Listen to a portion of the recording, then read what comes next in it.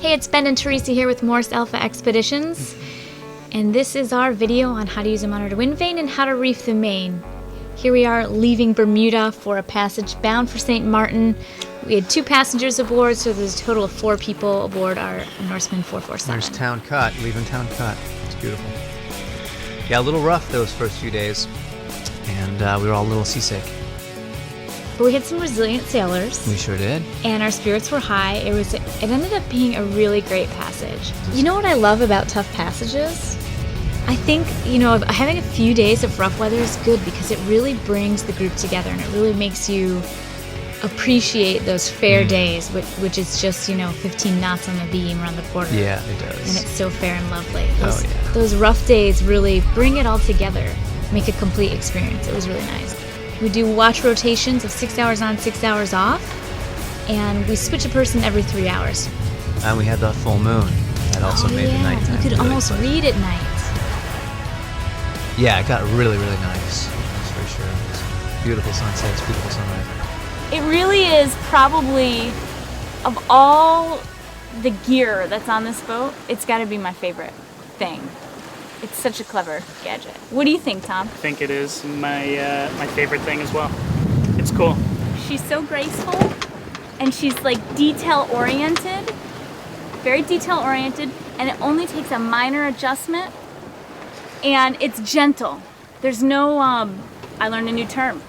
Manhandling. There's no manhandling with this thing. It's a gentle lady handling. It's seducing the boat back there. The boat doesn't even know what's going on, and she's just doing her thing, pulling her strings.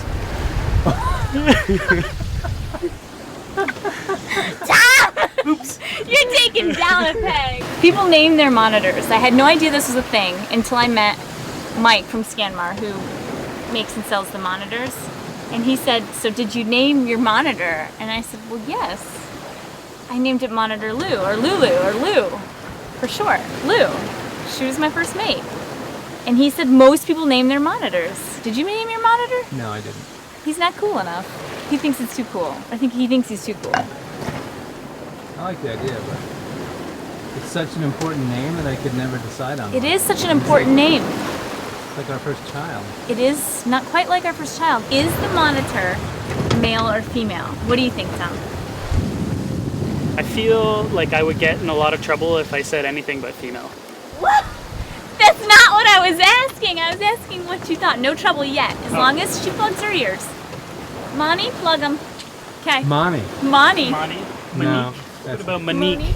Monique. Monique. That's what I would name my monitor. It's a little French. It's sexy.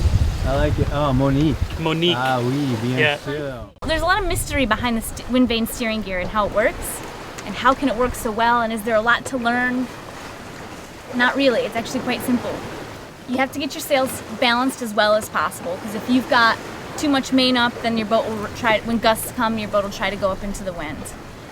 When you've got too much jib up, just the opposite. So you want to balance your sails as much as possible. So the monitor will teach you to become a really good sailor in that respect. You're going to want the wind vane, which is the blade that sticks up in the air, pointed into the wind. So right now we're sailing at a close hulled course. So our wind is coming off our port bow right there. So if this is our boat, the wind is coming like this. The wind vane points right into the wind. Quick lesson in points of sail. That would be a close haul. If the wind is coming across the beam of your boat or the side of your boat, you're going to want your wind vane pointed perpendicular to the boat, like that, beam reach. If the wind is coming off the port quarter, you want to run, so you want the wind vane pointed into the wind, which would be back that way. Run, or broad reach. That's the first thing you have to do, is get your wind vane set into the wind.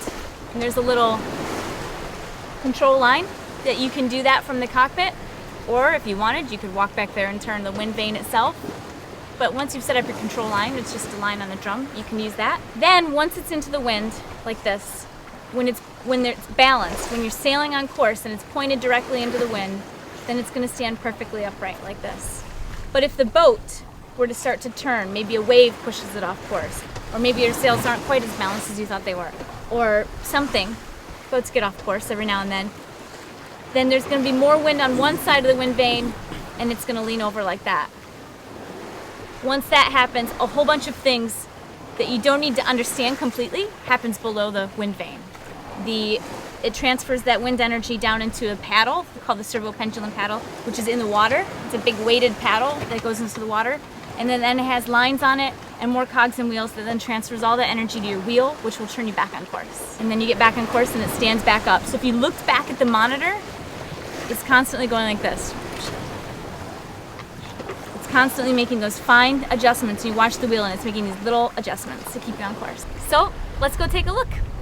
So as you can see, when the wind paddle gets pushed over by the wind, it transfers that energy through those gears there, which then swings that servo pendulum paddle over to one side, and that in turn pulls on that line, and that line in turn pulls on our wheel to turn the wheel, which turns our rudder, and that's what turns the boat.